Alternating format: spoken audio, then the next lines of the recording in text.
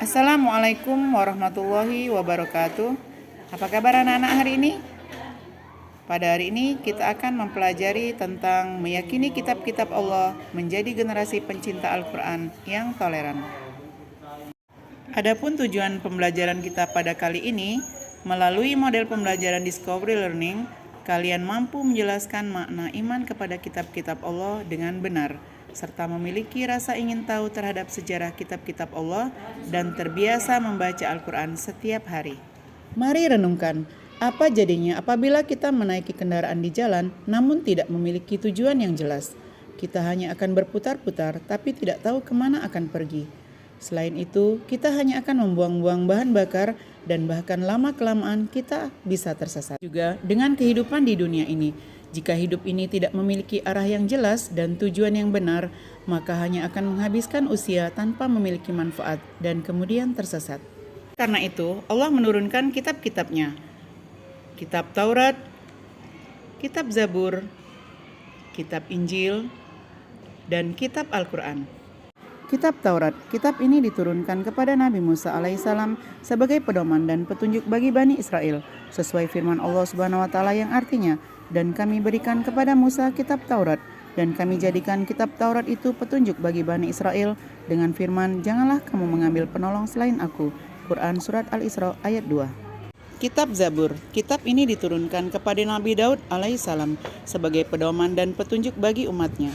Firman Allah yang artinya, dan kami berikan Zabur kepada Daud. Quran Surat Al-Isra ayat 55.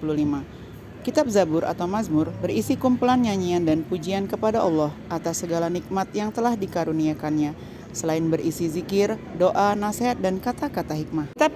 Kitab Injil diturunkan kepada Nabi Isa alaihissalam pada abad ke-1 Masehi atau 11 abad setelah kitab Zabur. Kitab Injil sendiri diwahyukan di daerah Yerusalem dengan bahasa Suryani dan diperuntukkan bagi Bani Israel. Keterangan tentang kitab Injil ini terdapat dalam Quran Surat Maryam ayat 30. Bismillahirrahmanirrahim.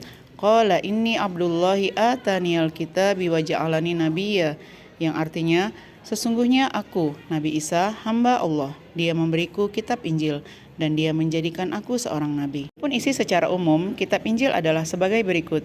1. Perintah kembali mengesahkan Allah. 2. Membenarkan keberadaan kitab Taurat. 3. Menghapus beberapa hukum dalam kitab Taurat yang tidak lagi sesuai dengan perkembangan zaman. 4. Menjelaskan bahwa kelak akan datang kembali Rasul setelah Nabi Isa alaihissalam, yaitu Nabi Muhammad SAW. Kitab Al-Quran. Adapun isi secara umum, ajaran pokok yang terkandung dalam Al-Quran. 1. Akidah, keyakinan, yaitu hal-hal yang berkaitan dengan keyakinan, seperti mengesahkan Allah dan meyakini malaikat-malaikat Allah. 2. Akhlak, budi pekerti, yaitu berkaitan dengan pembinaan akhlak mulia dan menghindari akhlak tercela. 3. Ibadah, yakni yang berkaitan dengan tata cara beribadah seperti sholat, zakat, dan ibadah yang lainnya. Muamalah, yakni yang berkaitan dengan tata cara berhubungan kepada sesama manusia. 5. Tarikh, sejarah, yaitu kisah orang-orang dan umat terdahulu. Bagaimana caranya kita mencintai Al-Quran? Ada beberapa tangga yang harus kita lalui. Tangga pertama adalah membaca. Agar mampu menuju tangga cinta Al-Quran berikutnya, kalian harus bisa membaca Al-Quran dengan baik. Karena itu, kalian harus belajar ilmu tajwid. Pada bab 1 yang lalu, kalian sudah belajar cara membaca lam, jalalah, dan ro. Pelajarilah kaidah-kaidah tajwid lainnya dengan penuh semangat. Dengan demikian, kalian akan mampu membaca Al-Quran dengan fasih dan tartil. Setelah mampu membaca, tangga berikutnya adalah memahami arti Al-Quran.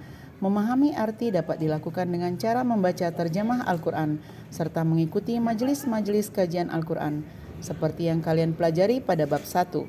Untuk mampu memahami Al-Quran dengan baik, membaca terjemah Al-Quran saja belumlah cukup. Pemahaman terhadap Al-Quran harus dihubungkan dengan tantangan perkembangan zaman yang terus berubah, sehingga Al-Quran mampu memberi solusi terhadap persoalan yang sedang terjadi. Cara mengimani yang benar. 1. Meyakini dengan sepenuh hati bahwa kitab-kitab tersebut berasal dari Allah Subhanahu wa Ta'ala. 2. Boleh mempelajari kitab-kitab Taurat, Zabur, dan Injil, namun tidak untuk diamalkan karena kitab-kitab tersebut sudah tidak berlaku semenjak turunnya Al-Quran. 3. Wajib bagi umat Islam untuk bisa membaca, mempelajari, dan mengamalkan isi dari Al-Quran. 4. Meyakini bahwa Al-Quran terjaga kemurniannya hingga akhir zaman.